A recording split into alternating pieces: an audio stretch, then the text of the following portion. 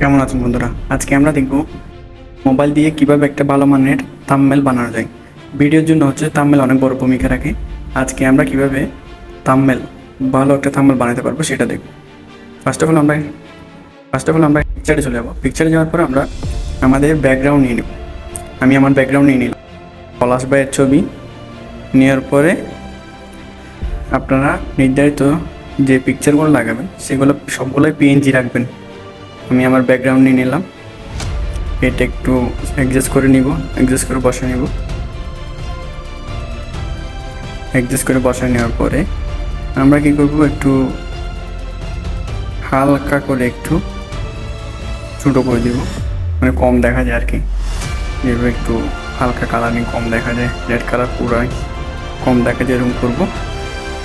এরপরে আসবো আমরা সঠিকভাবে আপনারা যেরকম মন চায় সেরকমভাবে আপনারা পিকচারগুলো বসে দিবেন।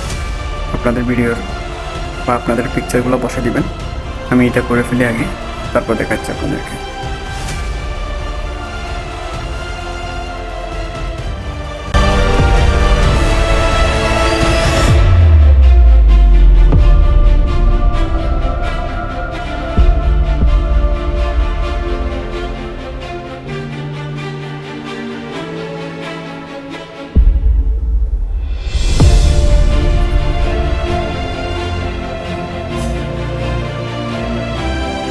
এইটা একটু বড় করে দেবো, এটা আমাদের মিডিয়াম সাইজে যাবো। যাওয়ার পরে এইটা একটু মোটামুটি বড় করে দেবো। আর একটু মনে হয় পিছনে দিলে ভালো হবে। ওকে, আমি পিছনে দিয়ে দিলাম। অ্যাডজাস্ট করে নেব। অ্যাডজাস্ট করার পরে আমরা টাইপিং করব। টাইপিং করার পরে আমরা লিখব আইন চেয়ারম্যানের ফোলা। এটা আপনারা চাইলে যে কোনো কালার দিতে পারেন এখান থেকে।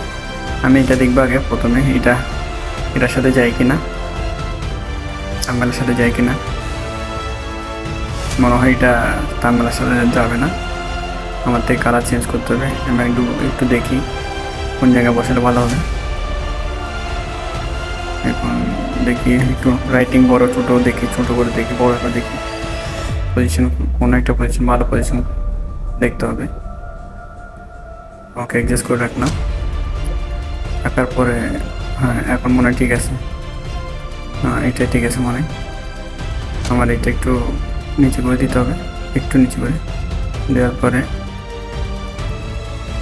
আমরা চারপাশে একটু হোয়াইট কালার দিয়ে দেব। ব্লোডারে যাই, একটু চারপাশে ব্লোডারে যাবো। ব্লোডারে যাওয়ার পরে আমরা এখন আবার ইয়াতে দিয়ে দিব, সব পিকচারের ইয়াতে দিয়ে পিছনে দিয়ে দিব।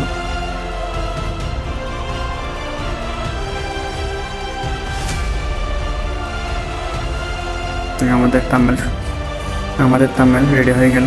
এখন আমরা এক্সপোর্ট দিব।